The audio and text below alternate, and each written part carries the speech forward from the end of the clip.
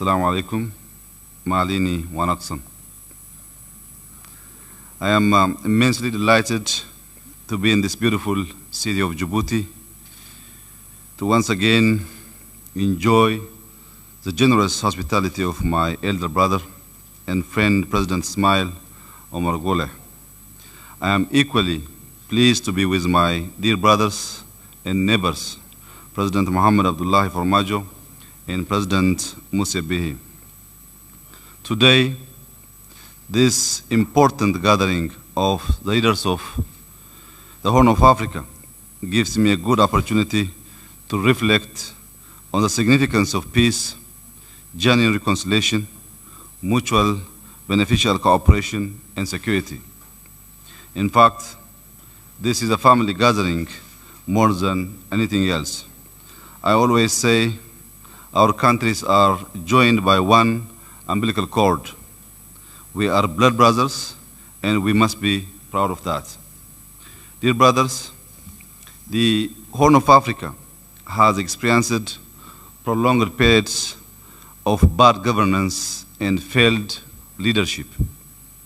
We are too familiar with the destruction, displacement, and the decades of economic backwardness generated by senseless conflict.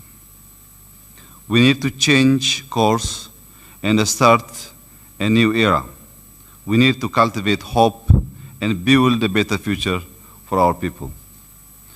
As an integral part of the one family, the Somali people constitute one of the largest and most resilient people in the Horn of Africa.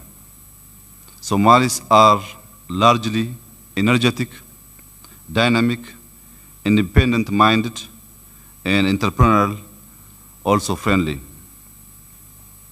After decades of conflict and despair, Somalis are yearning for charismatic, visionary leadership that can galvanize their spirit, strengths, and resource, and rally them to a future of prosperity and peace. With the commitment of putting differences aside for mutual growth, the leadership is you.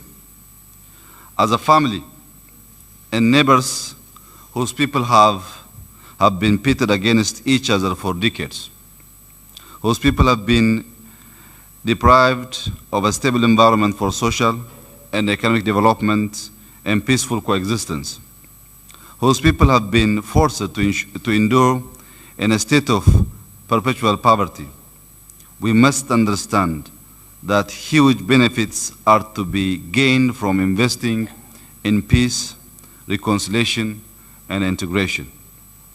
My brother, Mohammed and Musa, you have choices to make today to embrace the spirit of forgiveness, reconciliation, and genuine healing, and unleash the power of your people.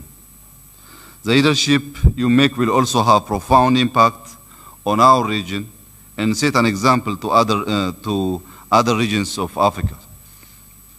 A reconciled, peaceful, and prosperous Somalia had the potential to become a formidable economic powerhouse. Somalia is endowed with abundant natural resources, that longest coastline in Africa, rich marine resources, fertile productive agricultural land, ample livestock assets, and untapped mineral deposits such as uranium, petroleum, and gas. Therefore, to fully harness the abundant human and natural resources, a reconciled, democratic, stable, and peaceful Somalia state is very critical. At the dawn of the 21st century, the Horn of Africa cannot remain trapped in internal conflict, ethnic divides, violence, and poverty. The countries of the Horn of Africa combined possess immense natural and human resources, economic potential, and a year-round favorable climate, which, if positively exploited, could enhance our geopolitical position, Together, we can pool our resources to break the vicious cycle of poverty and despair and uplift the lives of our people. This is why I believe your brotherhood is the engine of our regional integration. Dear brothers, Muhammad and Musa, this year moment, nations are transformed by visionary and courageous leaders. As leaders of this great people, you have the power to shape the destiny of your people, the power to translate into achievable goals the big dreams and hopes of your fellow citizens. Your strength lies in your solidarity. Together, you can rise as a nation and overcome monumental challenges. I urge you to seize the moment and look forward to a future of peace and prosperity for the Somali people. Both Brother Ismail and I are genuinely interested to work hand in hand with our brothers and neighbors to finally settle their differences through genuine reconciliation, forgiveness, and accommodation. This is what the traditional norms and regulations of here demands from you. There is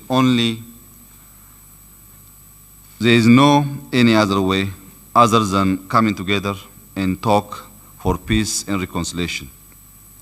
Guided by virtues of the Muddamar philosophy and in the spirit of good neighborliness, mutual cooperation, open borders, integrated economies, peaceful coexistence, we can certainly rise together.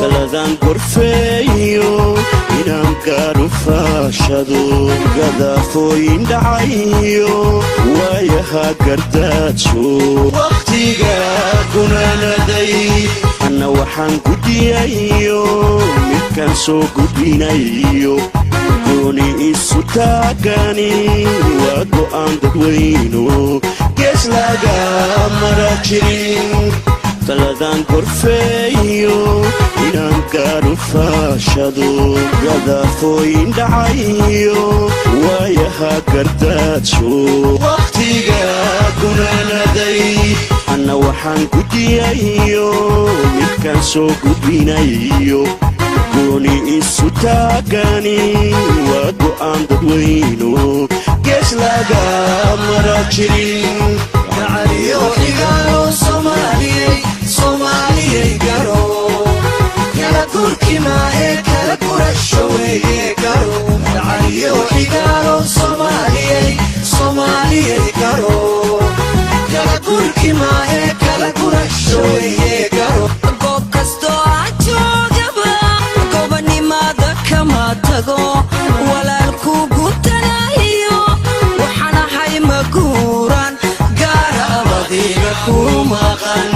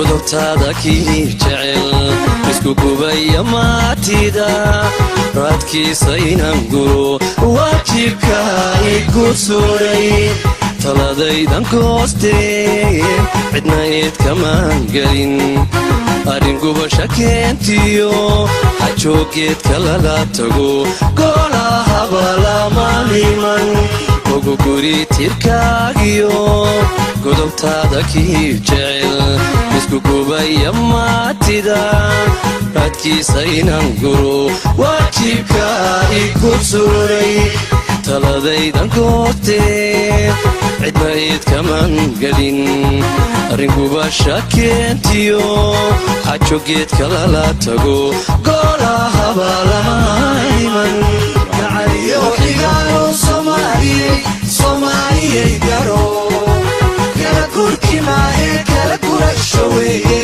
garo gacaliyo xigaalo soomaaliyey garo kala gurki maahe kala gurasho weeye